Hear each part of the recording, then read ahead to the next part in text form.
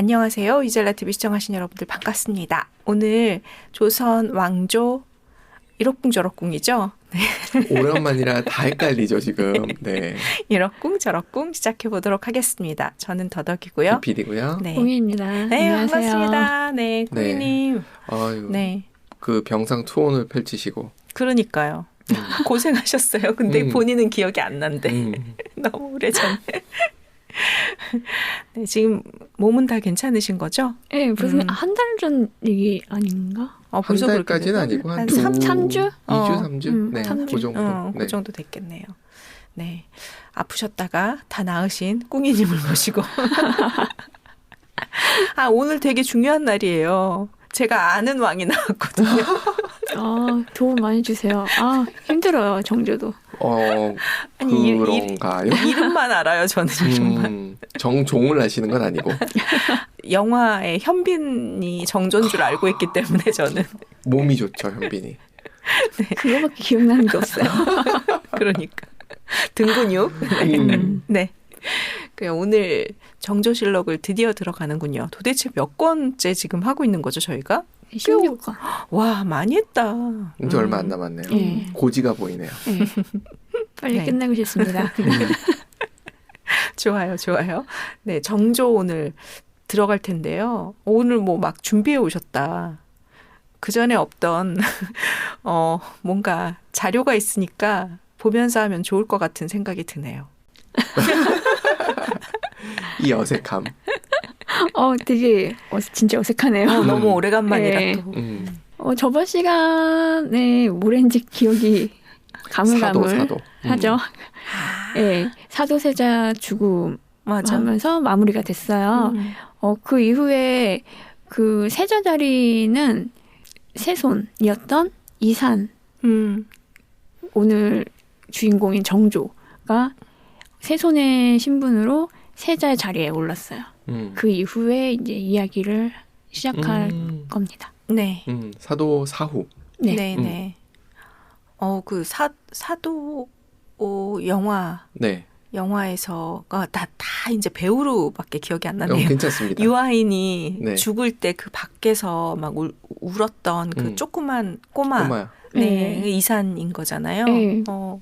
사도 세자가 뒤주에 갇혀 있을 때 어린 세손이 와서 물 먹여주고 막 그러고 영조한테 가서 아버지 살려달라고 애원을 많이 했었죠. 하지만 영조는 그런 세손의 그 청을 들어주지 않고 결국에는 사도세자가 사망에 이르게 됩니다. 저번에 봤듯이 그 계획 자체가 사도를 없애는 게 계획이었기 때문에 그대로 간 거죠. 뭐 거기서 정조가 뭐라 하든 대세에 영향을 미칠 수도 없는 거고. 근데 그 꼬마 아들의 입장에서 저는 이 감정이입이 돼가지고 너무 무서웠을 것 같아. 아버지가 갇혀가지고 막 그 안에서 발버둥을 치는 거를 다 들은 거잖아요. 얼마나 무서웠을까 싶어요. 근데 그 전부터 무서웠을 거예요. 사도가 약간 정신착란 형색을 보이면서 주변에 사람도 죽이고 이런 모습을 봤기 때문에 뭐 직접 봤는지 소문 들었는지는 알 수 없지만 힘들었을 거예요. 그러게요. 그 당시 정조는 11살에 이런 사건을 겪었고요. 사도세자가 아버지인 만큼 정조는 죄인의 아들이로 낙인이 찍혔게 됩니다. 네. 이런 일들이 이후에 정조가 임금 생활을 할 때 큰 영향을 미치게 되죠. 정신줄을 놓을 수가 없는 상황이네요. 계속 정신 바짝 차리고 있어야 되는. 연사는 놨을 거예요. 아니, 농담이고 사람마다 다른 것 같아요. 근데 정조는 워낙에 영민했던 사람이고 정신력도 왜냐하면 PTSD 같은 현상을 겪을 수도 충분히 있었을 맞아요. 것 같은데 그런 모습을 거의 안 보이는 걸로 알고 있어서 사도세자가 죽기 전에 폐서윤을 시켰죠, 영조가. 그러면서 해경궁 홍씨는 친정집으로 정조를 데리고 가게 돼요. 예. 그러고 사도세자가 죽음을 맞이하고 후에 사도세자로 다시 복위를 시킵니다. 그러면서 해경궁 홍씨랑 정조는 입거를 하게 돼요. 해경궁 씨도 영조가 되게 무서웠을 거예요. 맞아. 예, 그리고 자기 목숨도 달렸고 자기의 가문과 자기 아들의 목숨이 달렸기 때문에 다시 입궁을 했을 때는 납작 엎드려서 영조한테 저희 모자가 보전함은 전하의 성원이라고까지 말하면서 영조의 마음을 편안하게 만들어주죠. 이게 아마 그게 있었을 거예요. 소현세자의 빈이었던 세자빈 강씨 같은 경우는 기억나시는지 모르겠어요. 아, 올빼미를 안 보셨구나. 네, 안 봤어요. 올빼미에 보면은 인조가 아들을 죽였다라고 거기서는 설정을 하는데 그리고 나서 세자빈 강씨도 죽이거든요. 어떤 식으로 죽이냐 하면 독약을 탔다. 그 수라상에 그런 식으로 죽이거든요. 그러니까 똑같은 상황을 당할 수 있었던 거라고 생각을 했던 것 같아요. 그런데 사실 저렇게 할 필요가 없었던 게 영조의 마음속에는 정조를 차기 대권주자로 생각을 했기 때문에 순차적으로 간 것뿐이거든요. 시나리오대로. 그렇죠. 네. 그래도 그 마음속을 어떻게 읽어요? 그러니까 그렇죠. 불안할 수밖에 불안해서 없죠. 저랬던 네. 건 이해됩니다만 뒤에 결과적으로 보게 되면 영조는 시나리오대로 순서대로 간 거다라는 생각이 많이 들더라고요. 그래도 아이를 갖고 있는 엄마로서는 되게 무서웠을 것 같아요. 맞아요. 그 고민을 많이 할 것 같아요. 남편을 살리느냐, 자식을 살리느냐. 엄청난 고민했을 것 같아요. 집안과 자식을 살리죠. 네. 그래서 해경궁 홍씨 평가가 나뉜대요. 비운의 여인이자 정조를 키운 훌륭한 어머니로 보기도 하고 권력을 위해서 남편을 버리고 친정을 염려한 여인으로 최근에는 또 이렇게 해석도 하기도 한다고 합니다. 어떤 것 같으세요?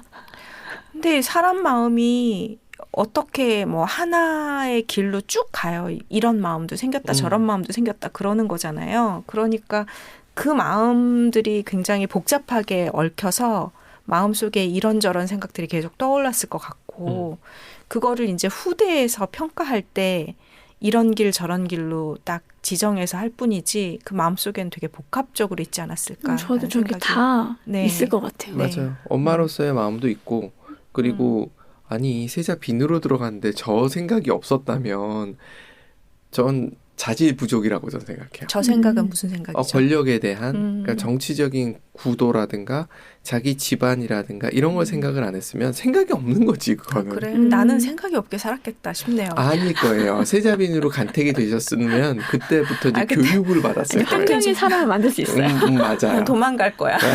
그건 뭐 가능. 네. 근데 남편을 보면서 되게 답답하기도 했을 것 같아요. 그 남편 마음은 그걸 본인이 더 잘할 거 아니에요. 근데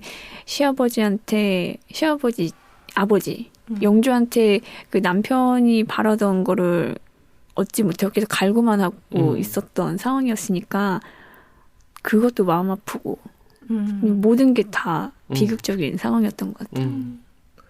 근데 사도도 사실은 못 버텼을 거예요. 그 상태에서 아무리 해경궁 씨가 우쭈쭈를 잘했다 하더라도 사도의 마음이 편안해지진 못했을 거라고 생각을 해요.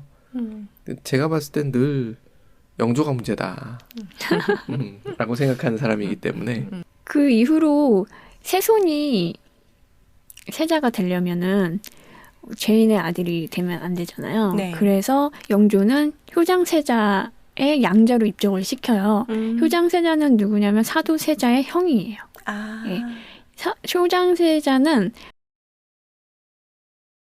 살에 요절을 했대요. 아. 그때 뭐 궁녀가 뭐 암살을 해가지고 여인이 독살로 해가지고 죽었다고 오. 그렇게 얘기가 있더라고요. 어머나. 네.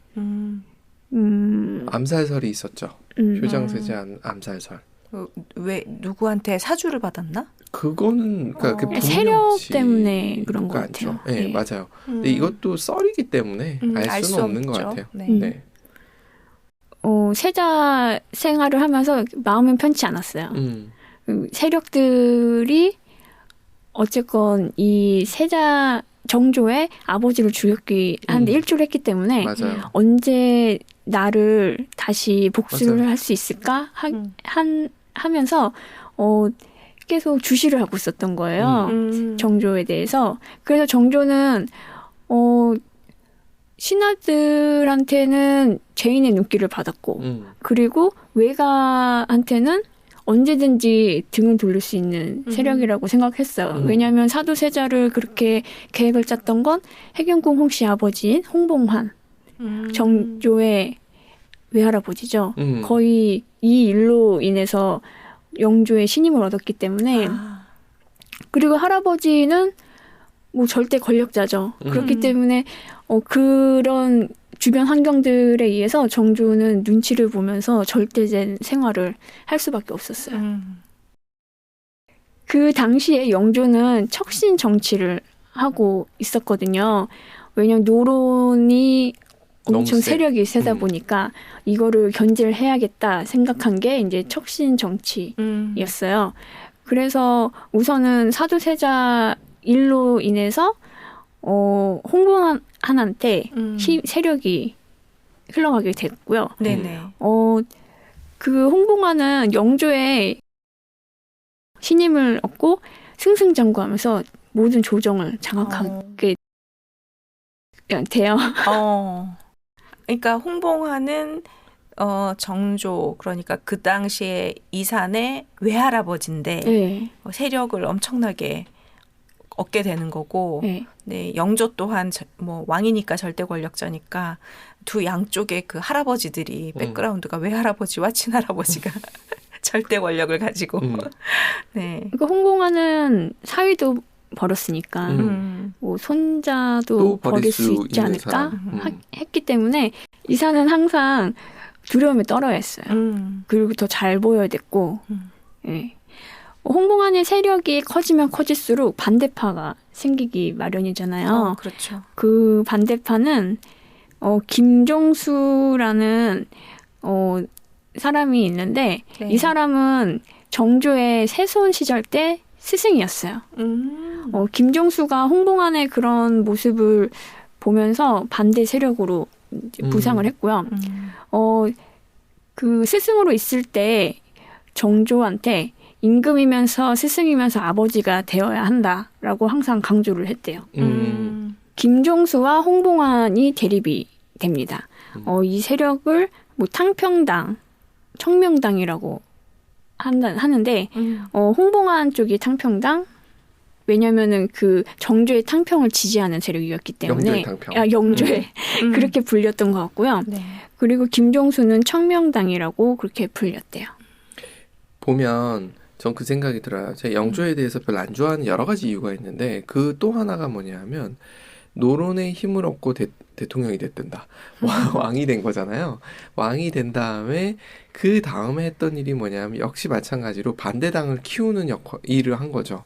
근데 그게 척신정치라고 얘기하는데 이걸 나중에 가보면 결국은 이 용어 갑자기 생각해 외척들을 이용한 정치가 되는 거고 그 뒤에 정조 뒤에 순조 이렇게 넘어가면서 계속 생기는 게 안동 김씨나 이런 쪽으로 넘어가잖아요. 다 이게 외가 쪽이거든요.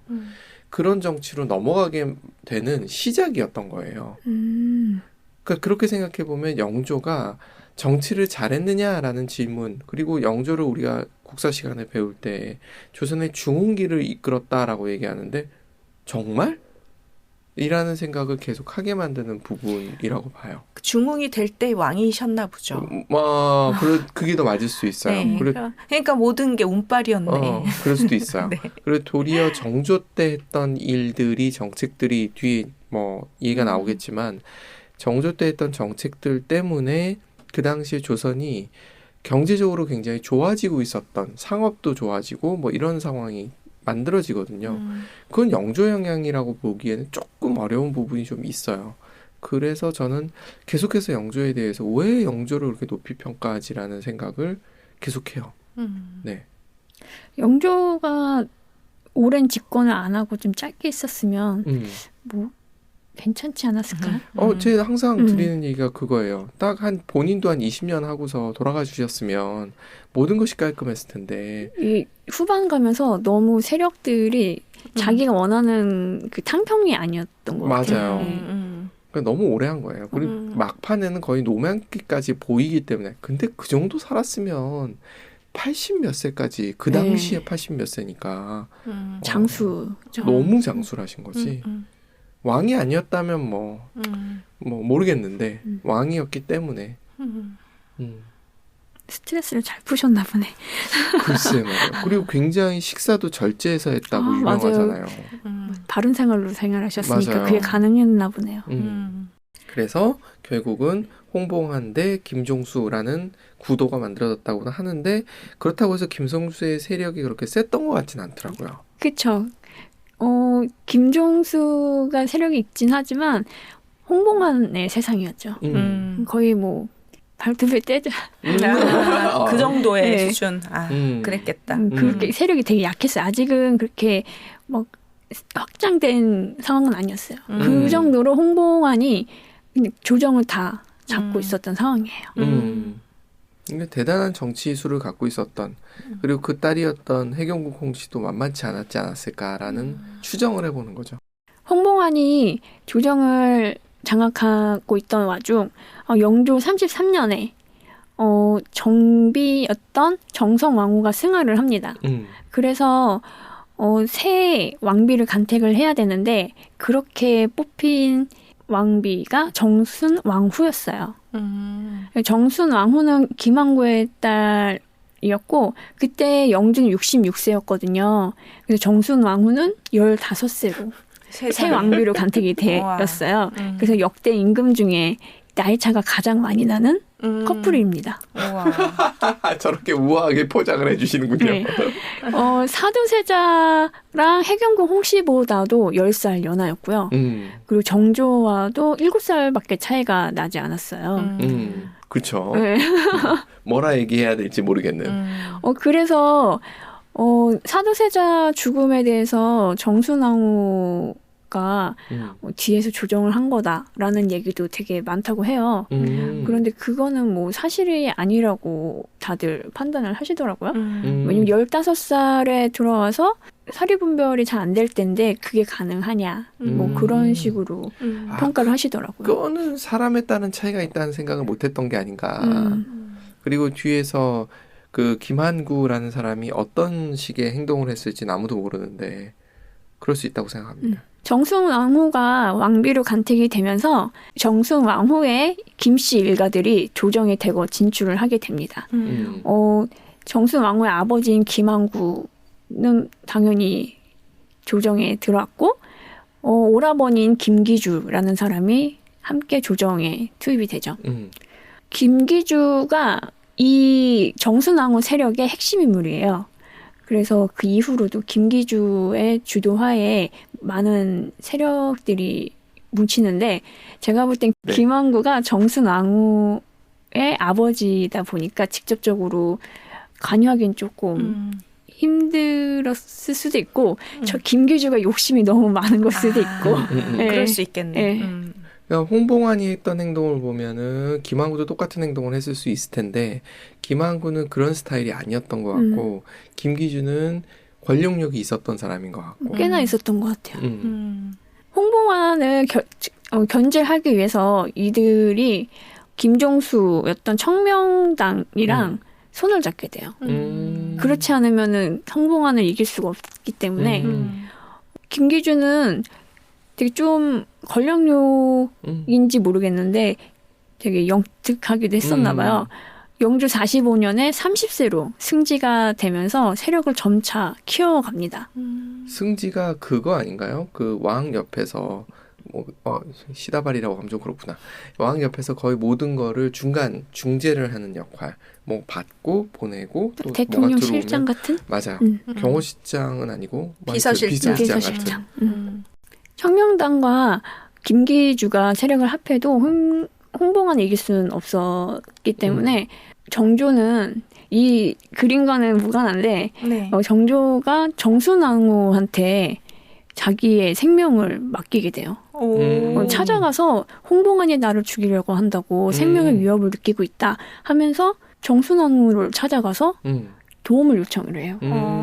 그렇게 되면 김기주 세력이 점차 커질 커지죠. 수밖에 없잖아요.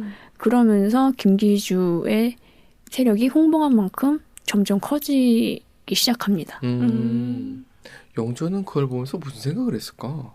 되게 궁금해지네요. 영조 거의 말년이라서 오락가락하고 계셨군요. 네, 그랬지 않을까 싶어요. 김기주 세력이 확장이 되면서 남당과 북당으로 나뉘는데요. 북당은 해경궁 홍씨, 풍산홍 씨 홍봉안 파고요.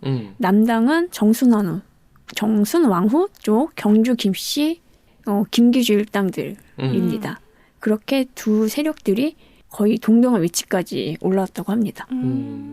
정조도 이때부터 생각을 여러 가지로 했나 보다. 원래는 외척이 바로 피니까 가까워야 되는데 홍봉안도 사실 정책적으로 수를 잘못 둔 게 아닌가라는 생각이 좀 드네요. 홍봉안이 사도를 죽이는 거에 영조하고 이렇게 결탁을 했을 수는 있는데 그런 상태에서 정조, 그러니까 손자를 이렇게 얼르고 달래야 되는데 그걸 못한 게 아닌가. 본인 세력이 심취해가지고 그랬을 수도 있겠네요. 본인이 그냥 세상을 얻은 것처럼 행동하지 않았을까 싶어요. 만약 그랬다면 홍봉안은 정치론 이류인 거죠. 만약 제가 볼 땐 그랬다면. 그러지 않고서야 정조가 가가지고 정순왕후를 찾아갈 이유가 없을 것 같은 맞아요. 느낌이 들어요. 자기 위치까지 뺏어가는 느낌이 받았을 것 같아요. 근데 세상에서 제일 센 마약이 권력인 것 같아요. 제가 볼 그거는 때. 맞아요. 네, 그러니까 그거에 취하기 시작하면 보이는 게 없어지고 그러는 게 아닐까. 그래서 오래 권력을 잡은 사람들이 변질되는 게 아닐까라는 생각이 좀 들어요. 푸틴이요? 뭐 여러 사람들이 거의 다 그랬으니까요. 하여튼 홍봉안도 현명, 왜냐하면 그 뒤에 홍씨 집안이 그렇게 큰 힘을 발휘를 못하거든요. 그렇죠. 그런 거 생각해보면 이때가 끝이었다라는 생각이 좀 드네요. 좀 안타깝네요. 외할아버지인데. 그러니까 그때 진짜 정조한테만 잘했으면 훨씬 더 무언가 길게 끌고 갈 수 있었을 텐데 그런 면에서 보면 안동김 씨가 참 머리가 좋았던 거야. 그 뒤에 경주 세도를 김씨와 안동 김씨가 같은 거예요? 지금 아니, 경주 아니. 김씨라고 했는데. 지금 경주 그 김씨고요. 이후에. 이후에 아. 네, 순조 이후에. 네. 기억력 좋으신데요? 미리 가지 마세요. 헷갈려요, 저는. 아, 네네. 죄송합니다. 네. 홍봉안이랑 김기주가 싸우면서 서로 탄핵을 하기 시작합니다. 네. 정조가 정순왕후에게 찾아간 거를 알자 김기주는 이제 세력이 나한테 오는구나 싶어서 홍봉안을 탄핵하기 일러요. 되게 적극적으로. 그런데 영조는 어쨌건 탕평책을 하고 있었잖아요. 그거를 들어주진 않고 이 사람이 당 파싸움을 하려고 시작하네라고 그렇게 판단을 해요. 그래서 오히려 김기주가 삭탈관직을 당하고 그 유배를 보내게 되죠. 그러니까 자기가 힘을 얻었다 생각했을 때 너무 과하게 급하게 행동을 했던 것 같아요. 그 정도로 권력욕은 있었으나 머리가 그렇게 좋은 편은 아니었다. 그런가 봐요.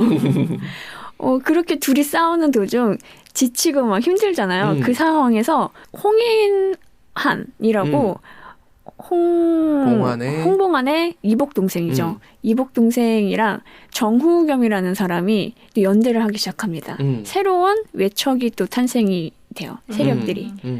되게 외척 세력이 너무 많아요. 이 세자 시절에. 정후겸이 누구냐면 정후겸은 화한옹주의 양아들이에요. 영조가 아주 사랑하던 딸의 양아들. 네. 사도세자의 동생, 여동생이기도 하고 영빈이 씨의 막내딸. 영조가 너무 이뻐한다고 하네요. 그래서 영화 사도 볼 때 옆에 공주 하나 따라다니잖아요. 그분이 화한옹주예요. 네. 결혼 후에 후사는 없었고요. 남편이 8년 뒤에 사망을 하면서 정후겸을 양제로 삼았는데 영조가 정후겸까지도 이뻐를 했다고 합니다.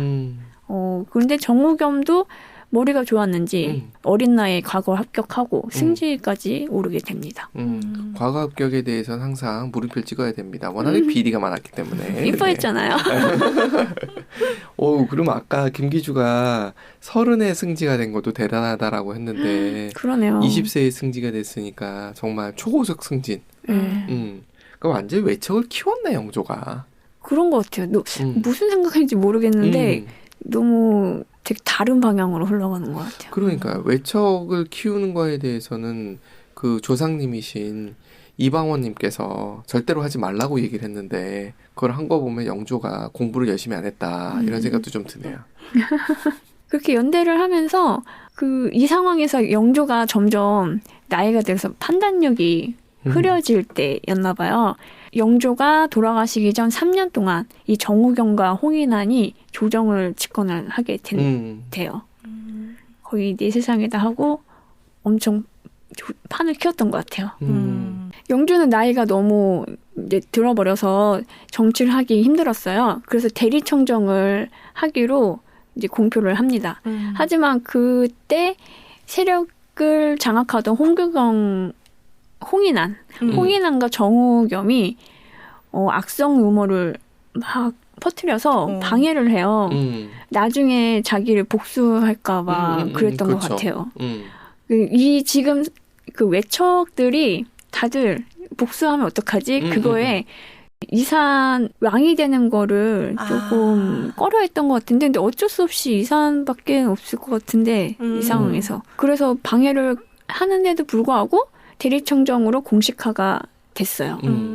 그런데 이 홍인환도 그렇게 똑똑한 사람은 아니었던 것 같은 게 자기가 자기 무덤을 판 것 같아요. 동공께서는 소론과 노론을 알 필요가 없으며 이조판서와 병조판서를 알 필요가 없다. 조정의 일에 이르러서 더욱 알 필요가 없다라고 말을 했대요. 영조 앞에서. 뭐 세자인데 세상 돌아가는 정치를 알 필요가 없다는 게 말도 안 되잖아요. 근데 다행히 영조는 이산에게 되게 신임이 두텁어요. 그나마 다행이었던 것 같아요. 그렇게 되고 동궁 때부터 그 이산 옆에서 신복이었던 홍구경이라는 사람이 있어요. 그 홍구경이라는 사람이 거의 이산 옆에서 돌보다시피 신변보호를 해줬었는데 그 사람이 서명선한테 부탁해서 홍인환을 언행에 대해서 공격소를 올립니다. 근데 이참에 홍인환을 없애려고 했던 것 같아요. 서명선한테 왜 부탁했냐면요. 서명선은 당색이 없었대요. 그러니까 영조도 이 서명선의 인물이 누군지 알기 때문에 그게 먹혔던 것 같아요. 홍인환이 저렇게까지 말을 했다라는 건 뒤집어 생각해 보면은 하나는 영조를 이해를 못했다라고도 이해할 수 있는 거고 또 하나는 그만큼 외척들의 힘이 세졌다라고도 이해할 수 있는 것 같아요. 마음이 너무 급했던 것 같아. 네. 두 가지가 겹친 것 같아요. 그러니까 자기네들 세상에 왔다라고 착각을 했던 거고 하나는 영조를 이해를 못했던 거고. 그러니까 영조를 이해한 사람이 없는 것 같아요. 어려워요. 영조 이해하기 너무 어려워요. 영조가 그때 당시에 82세였기 때문에 되게 불안불안했을 거예요. 선조 죽기 바로 전에도 신하들이 굉장히 힘들어했었으니까. 그렇게 대리청정을 시작을 하게 돼요. 우여곡절 끝에 그때 이산의 나이는 25살이고요. 드라마죠. 이산이라는 드라마에서도 이런 정조에 대한 내용이 있죠. 옛날 거긴 하지만 되게 잘 나왔던 것 같아요. 그렇게 대리청정을 시작한 지 3개월 만에 영조는 승하를 하게 됩니다. 좀 안타깝죠. 왜 안타깝죠? 저는 늦었다. 그렇죠. 이렇게 3개월만 대리청정할 거였으면 진짜 개되지. 맞아요. 그런 면에서는 아쉽죠. 네. 세손 나이도 25살인데. 네, 맞아요. 그렇게 이사는 22대 조선 임금 정조가 됩니다. 그렇게 17년 동안 영조 밑에서 세자 기간을 겪으면서 마침내 경희궁 숭정문에서 즉위식을 올리게 돼요. 경복궁이 아니군요. 네. 영조는 원릉이라고 불리는 지금 구리시에 묘가 있다고 합니다. 그렇게 영조는 드디어 오랜 제의를 마치고 끝이 납니다. 네. 길었습니다. 네. 그러니까 이 계속해서 언제부터 나왔던 거죠? 경종 때도 영조 얘기는 계속 있었고 이방원만큼 오래 등장하신 인물이네요. 그러네요. 이방원도 처음부터 굉장히 세종 때까지 나오잖아요. 귀엽죠. 끊임없이 나왔는데 영조도 거의 비슷한 수준. 네. 네, 그래서 원릉이라는 곳에 모셔졌다. 네. 음. 되게 멋있네요. 약간 CG 같아. 그러게 사진 너무 잘 찍었어. 요즘 항공샷이 쉬워져서. 네. 그래서 일단은 이로써 네. 정조의 힘들었던 세손 시절과 세자 시절을 다 본 거네요. 네. 그렇게 우여곡절 끝에 긴장감 늦추지 못하고 드디어 왕이 왕이 됐어요. 됐어요. 네. 결론은 결국은 영조가 외척 세력을 키웠다. 근데 그 외척 세력은 영조의 마음을 이해를 못했다. 너무 지저분해졌죠. 맞아요. 그래서 정조 입장에서 봤을 때는 엉뚱하게 정순왕후 쪽 사람들하고 붙어 있을 수밖에 없었다. 그래서 또 하나의 세력이 키워졌다. 그래서 그들끼리 싸웠다. 이게 무슨 판이냐. 엉망의 판이다. 뭐 이런 결론이 나는 것 같습니다. 내 마음대로 결론 한번 내려봤습니다. 네. 네, 오늘 시간은 그럼 네. 여기서 마치겠습니다. 네, 네, 감사합니다. 감사합니다. 수고하셨습니다.